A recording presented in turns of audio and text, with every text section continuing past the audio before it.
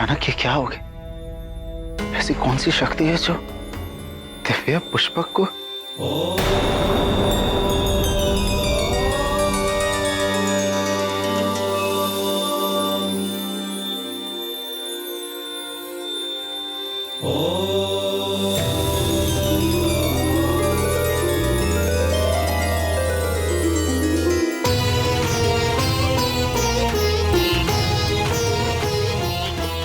ये तो कैलाश है, मेरे महादेव का निवास।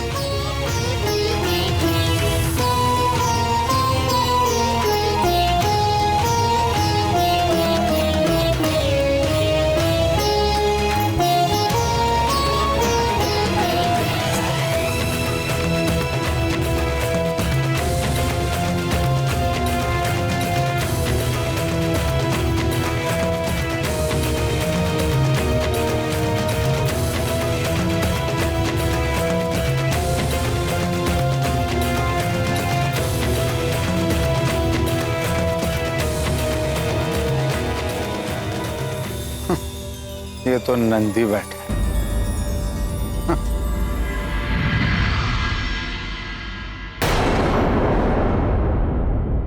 ठहरिए।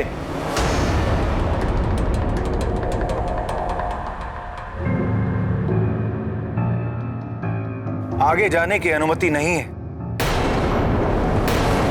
जाओ मेरे मार्ग से। जानता नहीं मैं कौन हूं। आप कोई भी हो, किंतु आगे किसी को भी जाने की आज्ञा नहीं है। कृपया आप वापस लौट जाएं। मुझे आज्ञा देने का दुस्साहस कर रहे हो? मैं केवल अपने स्वामी की आज्ञा का पालन कर रहा हूं। और मैं केवल तेरे स्वामी के कारण तुझ पर दया कर रहा हूं।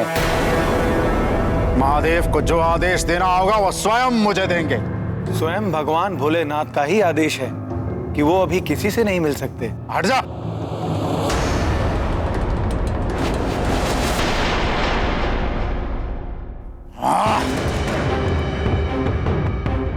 जानता नहीं तू क्या अपराध कर रहा है? महादेव के परम भक्त को उनसे मिलने से रोक रहा है। स्वयं को महादेव का बड़ा परम भक्त मानते हो और इतना भी नहीं समझते कि भक्त जब उपासना में हो तो भक्त और इष्ट के बीच में नहीं जाया करते और कैलाशपति के कैलाश में आकर अहंकार का त्याग नहीं करते। स्वयं एक मूढ़ पशु होकर मुझे शिक्षा दे रहा है। चल हट।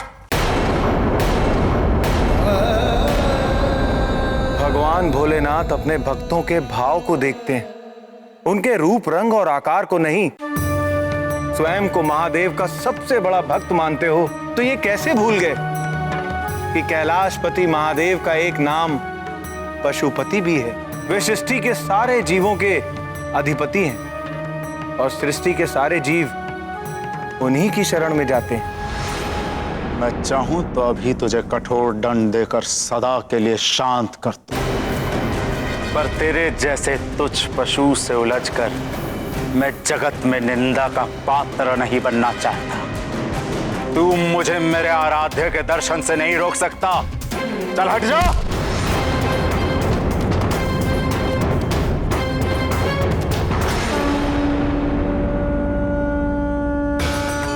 भगवान शंकर दीनानाथ भक्त वत्सल हैं। वो अपने भक्तों को दर्शन देने में स्वयं कभी भी विलंब नहीं करते, किंतु आज महादेव के दर्शन नहीं हो पाएंगे। इस मर्यादा को समझिए और वापस लौट जाइए। लौट जाना और पीछे हट जाना मेरा स्वभाव नहीं। और ऐसा कौन सा कार्य है कि डमरूधारी अपने परम भक्त दशानन से भी ना मिले?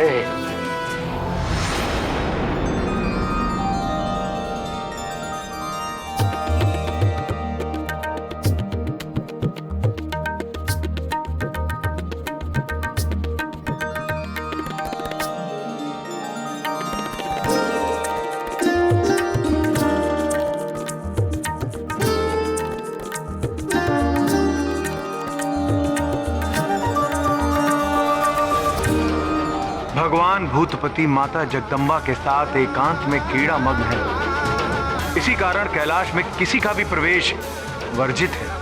क्यों मेरा मार्ग रोक कर अपने काल को निमंत्रण दे रहा है? काल का भय मुझे मत दिखाओ दशानन। स्वयं भगवान महाकाल और महादेवी आदिशक्ति को अपनी पीठ पर उठाकर चलता हूं। और ये भी समझ लो कि नंदी किसी भी स्थिति में तुम्हें अपने स्वामी की आज्ञा का उल्लंघन नहीं करने देगा।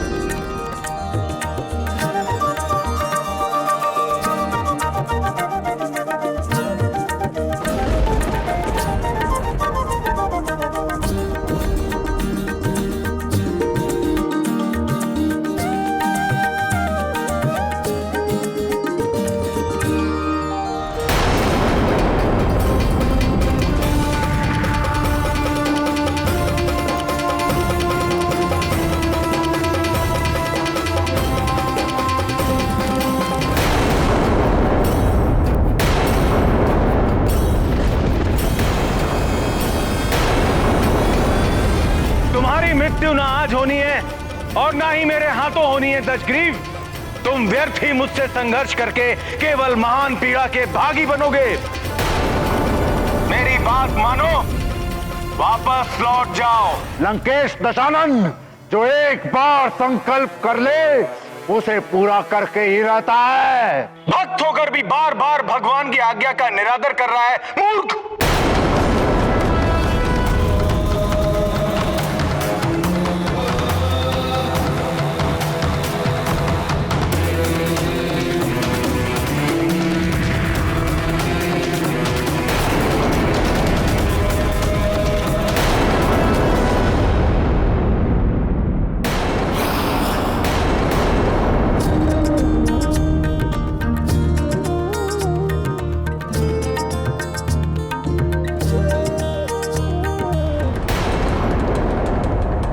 मैं तो तुझे बैल समझा था, पर तू बैल नहीं वानर है। हाँ, वानर है तू। वानर के समान फुड़कता है, वानर के समान उछलता है।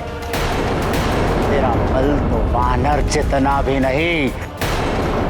और चला है लंकाधिपति दशानन का परास्त करने।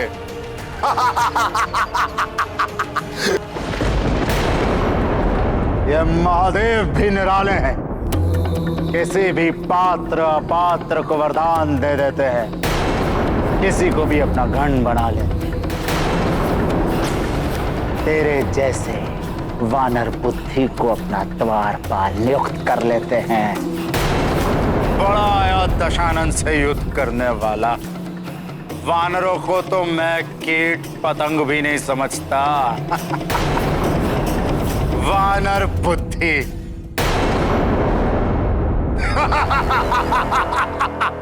मैं तो प्रभु भोलेनाथ की आज्ञा का पालन कर रहा हूं, लेकिन तुम्हें इसमें वानर बुद्धि दिख रही है। तो सुनो दशानन, जिन वानरों को तुम इतना तुच्छ समझते हो, उन्हीं वानरों के सम्मुख तुम घुटने टेकने पे विवश हो जाओगे। तुम्हारा अहंकार, तुम्हारी कीर्ति और तुम्हारी प्रतिष्ठा सब उन्हीं वानरों के पैरों तले कुचला जाएगा।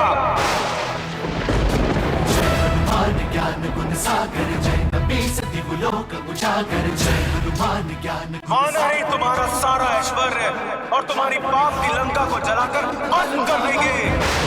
पवन सुत नामा महावीर विक्रम बजरंगी कुमति निवार सुमति के संगी जय हनुमान ज्ञान। तुम्हारे राक्षस कुल का सर्वनाश और तुम्हारी मृत्यु का प्रमुख साधन होंगे ये वानर। भरन विराज सुबेसा कानन कुंडल कुंचित केसा हाथ वज्र और ध्वजा विराजय कांधे मूंज जनेऊ साज। सभी लोगों में तुम्हारी निंदा होगी और जिस वानर रूप को तो तुच्छ मानकर अपमानित कर रहा है वही वानर रूप यशस्वी होकर भक्ति और पराक्रम की मूर्ति बनकर सर्वत्र पूजा जाएगा। ये मेरा श्राप है तुम्हें, मेरा श्राप है तुम्हें।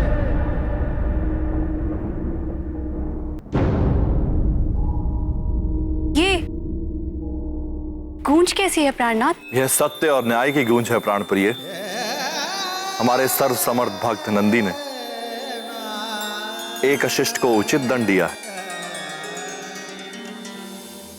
अपने परम प्रिय भक्त नंदी के इस वचन का मान रखने के लिए भगवान भोलेनाथ ने बजरंगबली हनुमान के रूप में जन्म लिया और मर्यादा पुरुषोत्तम श्री राम की वानर सेना का नेतृत्व किया और पाप की लंका जलाकर भस्म करने का वचन तो शिवांश महाबली हनुमान ने स्वयं ही निभाया।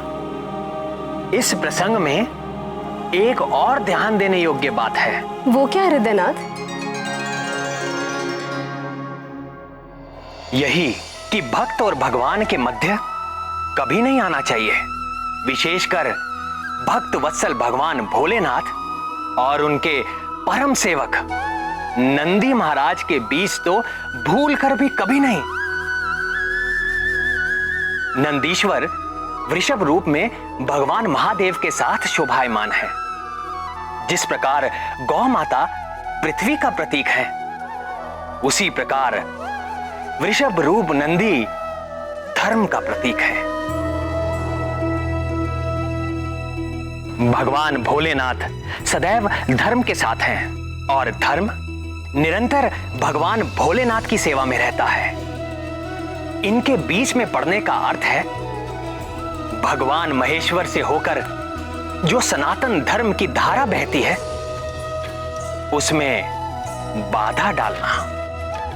नंदी से ऐसा भयंकर शाप मिल जाने से तो रावण बहुत भयभीत हो गया होगा। भयभीत हो जाता तो कदाचित उसके कुछ पाप धुल जाते। उद्दंड रावण की बुद्धि को तो अहंकार और क्रोध का घुन लग गया था। अरे मूढ़, तू ना आलसी बैल बन सका ना विधिवत वानर। तू क्या समझता है मैं तेरे तुच्छ शाप से घबरा जाऊंगा? वानरों से भयभीत होकर प्रार्थना क्षमा प्रार्थना करूंगा। तूने अभी मेरी शक्ति देखी नहीं है, परंतु तुझ पर बल का प्रयोग करके मैं अपनी शक्ति को व्यर्थ नहीं करना चाहूंगा। तेरा अस्तित्व तो वैसे भी तुच्छ और नगण्य है, पर अब मैं उसे अर्थहीन बना दूंगा। तो यहीं खड़ा रह और देख, मैं तेरे सामने से ही संपूर्ण कैलाश पर्वत को यहां से उखाड़ कर अपनी राजधानी लंका ले जाऊंगा।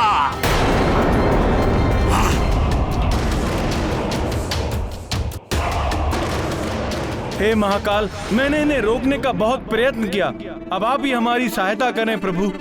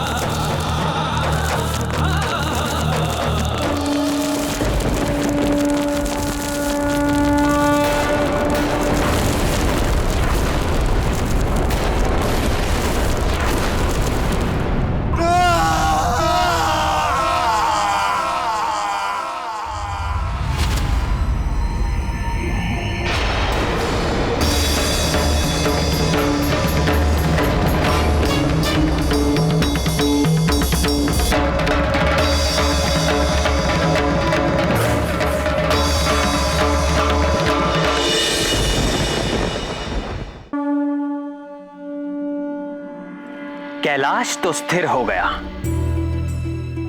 किंतु रावण के रोने चिल्लाने के स्वर के वेग से अन्य पर्वत हिलने लगे। समुद्र में ज्वार आ गया, तीनों लोकों के प्राणी कांप उठे, इंद्र आदि देवता तक विचलित हो गए। रावण हमारे आराध्य महादेव के पैर के अंगूठे का एक हल्का सा दबाव भी सहन न कर सका। नंदी के द्वारा दिए गए श्राप से रावण को उसका दंड मिल ही गया था। रावण उच्च स्वर में आर्तनाद करने लगा। आर्तनाद के लिए संस्कृत में रू धातु है, जिसका अर्थ होता है रोना। हाँ, ठीक कहा। रोना, चीखना, चिल्लाना। बहुत समय तक रोते रहने के कारण दशानन का नाम रावण पड़ गया। रोया, किंतु अपने अपराध को स्वीकार नहीं किया। अपराध स्वीकार किया और उसका प्रायश्चित भी किया।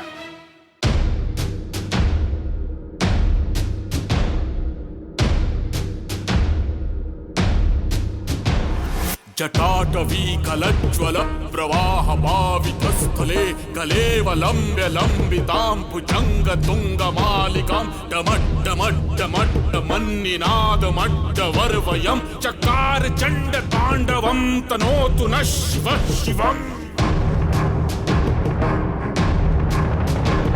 जटाकटाह संभ्रम भ्रमन्निलिम्प निर्झरी विलोल वीचि वल्लरी विराजमान मूर्धनि धगद् धगद् धगद् ज्वलल्ललाट पट्ट पावके किशोर चंद्रशेखरे रतिः प्रतिक्षणं मम। धराधरेन्द्र नंदिनी विलास बंधु बंधुरः स्फुरद्दिगंत संतति प्रमोदमान मानसे कृपा कटाक्ष धोरणी निरुक्त दुर्धरापदी क्वचित् दिगंबरे मनो विनोदमेतु वस्तुनि।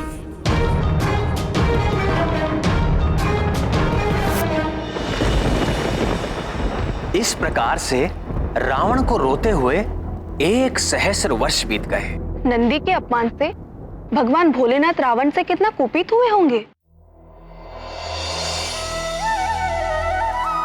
भगवान भोलेनाथ अपने भोले भक्तों की पीड़ा और अपमान को तनिक भी सहन नहीं कर सकते। तो फिर दीनानाथ भोले बाबा का क्रोध कैसे शांत हुआ है दीनदयाल? भोले भंडारी क्या कभी किसी से सदा के लिए रूठ सकते हैं? भोले बाबा तो जगत पिता हैं, वो कैसे किसी प्राणी के प्रति निष्ठुर हो सकते हैं?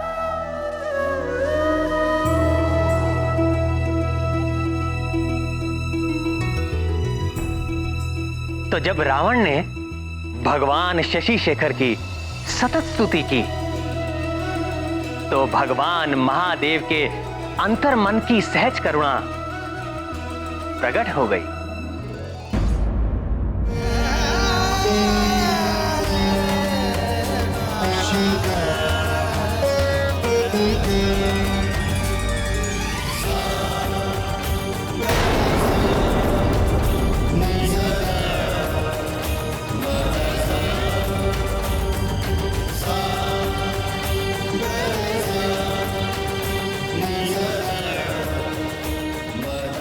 ओम नमः शिवाय।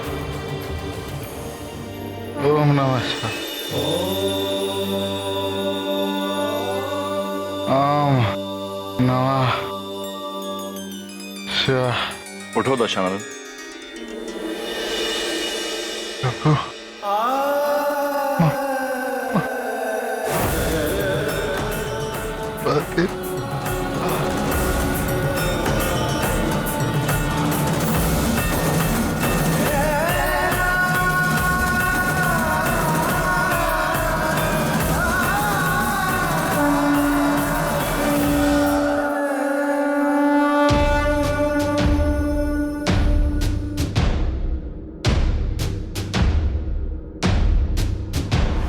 जटाटवीकलज्ज्वल प्रवाह पावितस्थले गलेवलम्ब्य लम्बितां भुजङ्गतुङ्गमालिकां डमड्डमड्डमड्डमन्निनादमड्डवर्वयं चकार चण्डताण्डवं तनोतु नः शिवः शिवम्। जटाकटाह संभ्रम भ्रमन्निलिम्प निर्झरी विलोल वीचि वल्लरी विराजमान मूर्धनि धगद् धगद् धगज्ज्वलल्ललाट पट्ट पावके किशोर चन्द्रशेखरे रतिः प्रतिक्षणं मम।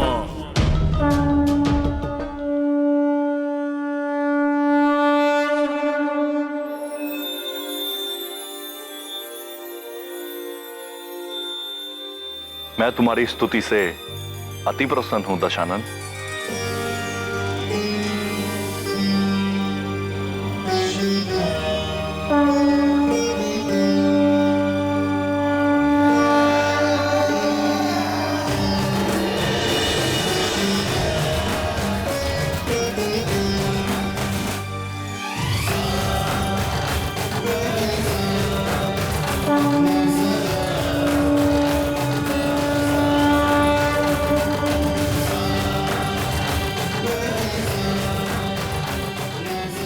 यह चंद्रहास खड़ग अजय है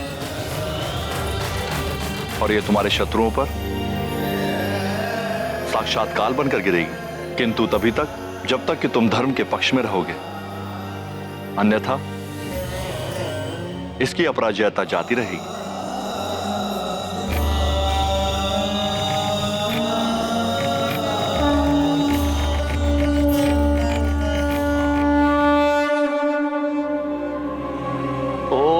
नमः शिवाय।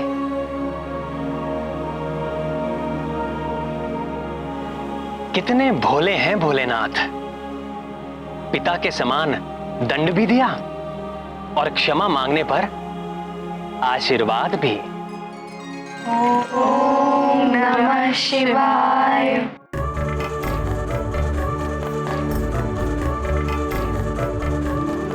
पर्वत संबंधित एक जगत प्रसिद्ध कथा हमारे संकट मोचन महाबली हनुमान की भी है, किंतु कितना अंतर है दोनों में। रावण का उद्देश्य केवल अपने अहंकार की स्थापना करना और हनुमान का उद्देश्य लोक कल्याण की भावना।